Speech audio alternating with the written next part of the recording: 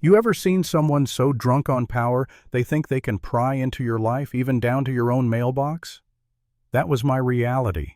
Imagine standing on your porch sipping coffee and watching the almighty HOA president sprinting down the street screaming, swatting at a cloud of bees, her floral dress torn, her face swelling, and every neighbor laughing. Yeah, that's how this story ends, but you need to know how it started. I live in a quiet neighborhood called Maplewood. White fences, trimmed lawns, the usual suburban peace. Except peace doesn't last long when someone like Karen runs the HOA. She wasn't just the president, she carried herself like the self-proclaimed queen of the entire block. Clipboard in hand, fake sweet smile, always looking for a new reason to boss people around. One morning I pulled a letter from my mailbox. At first glance I thought it had to be a joke. It wasn't. It was signed by Karen herself. The message said, effective next week, the HOA board had been granted authority to inspect the contents of residents' mailboxes to ensure safety. My jaw dropped. Since when did Karen become the neighborhood mail cop? Last time I checked, a mailbox is federal property. This wasn't just weird, it was flat out illegal. I read that letter twice, even rubbed my eyes, wondering if I was losing my mind. But no, it was real. And it was pure Karen. Another way to shove control down everyone's throat. I thought about ripping it up and shoving the scraps in her face. I thought about filing a lawsuit.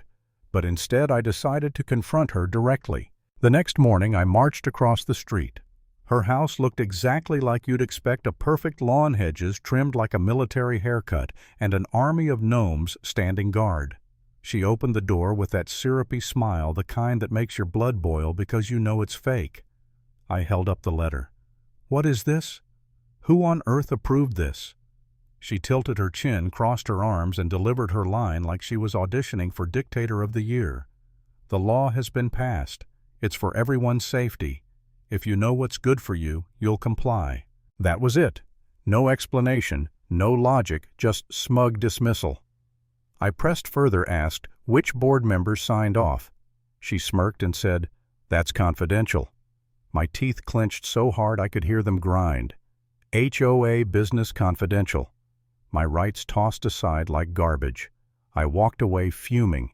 This wasn't about safety, this was about power. And Karen was drunk on it. I thought maybe I wasn't the only one outraged, so I went door to door. Did you see this letter? Are you okay with Karen digging through your mail? Most neighbors were angry, but also terrified. One whispered, eyes darting to Karen's windows. It's easier if you just let her be. Another sighed.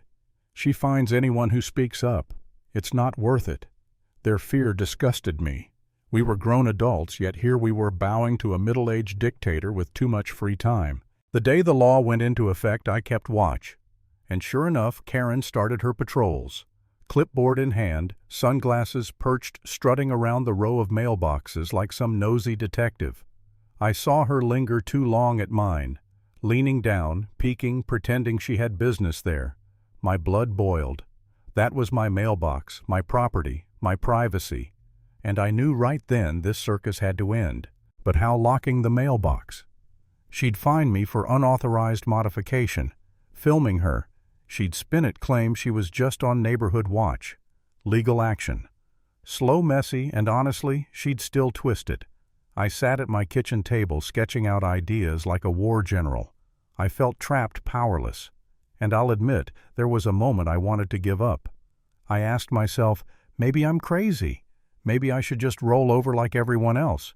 What if fighting her just makes everything worse? For a second, I actually believed maybe I was the problem. But then I remembered Marcus, my old buddy, a beekeeper. He treated bees like pets, totally fearless around them. I called him, laid out the insanity. You want bees in your mailbox? He repeated, then laughed. That's insane. But honestly, it could work. Within an hour, he pulled into my driveway with a small ventilated wooden box. Inside, I could hear the hum of wings, an army waiting for orders. From the outside, it looked like a regular package, perfect bait. That night under the porch light, I slid the box into my mailbox. My hands trembled, half nervous, half thrilled. I adjusted my security cameras so they pointed directly at the mailbox. I wasn't trying to hurt an innocent person. This was targeted. This was Karen's lesson waiting to happen. 2 days passed. Nothing. I started doubting myself again. Maybe she'd gotten bored. Maybe she moved on. Then, on the third evening just before sunset, I saw her. That floral dress bobbing across the street, clipboard in hand. My heart kicked into overdrive. She paused, looked around, crouched down, and opened my mailbox. The second her fingers touched that box, chaos erupted. A golden swarm burst out, buzzing like tiny Avengers. Karen screamed so loudly I nearly spilled my coffee. She spun in circles, flailing her arms, slapping at her hair. Bees chased her down the street, stinging any exposed skin they could find. Her floral dress snagged on a hedge, ripping as she tumbled across someone's lawn.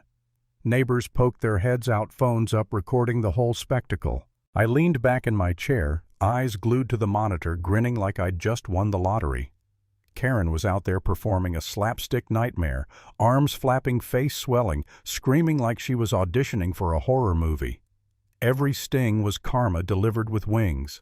Finally, she collapsed on a neighbor's lawn, panting, swollen, still swatting at her skin.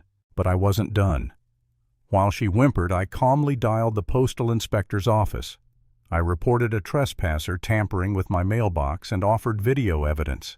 Timing couldn't have been better. As she sat there with ice packs from a half-sympathetic, half-amused neighbor, a black car pulled up. Out stepped a tall inspector in a sharp suit, the kind of presence that shuts everyone up. He asked for the footage. I played it on my monitor. Karen prying open my mailbox, then bees exploding out, her screaming. The neighbors doubled over laughing. Karen, puffed up like a balloon, tried to argue through swollen lips. "He set me up. He planted those bees." The inspector adjusted his glasses, voice flat as steel. "Ma'am, the real issue here is that you opened someone else's mailbox. That's federal mail theft." Karen froze, her mouth opening and closing, but no words came out this time. The inspector explained the penalty. A fine $700. You could see the horror in her eyes as it sank in. The queen bee of the HOA dethroned, humiliated, and slapped with a federal fine. And me? I stood on my porch, coffee in hand, watching her world collapse. No shouting, no gloating. Just quiet satisfaction as justice finally stung her harder than the bees ever could. So here's the lesson. Bullies only win when you let them. Sometimes all it takes is the right sting to remind them they're not untouchable. Would you have fought back or rolled over like the neighbors? Do you think a $700 fine was enough for what she did, or should it have been worse?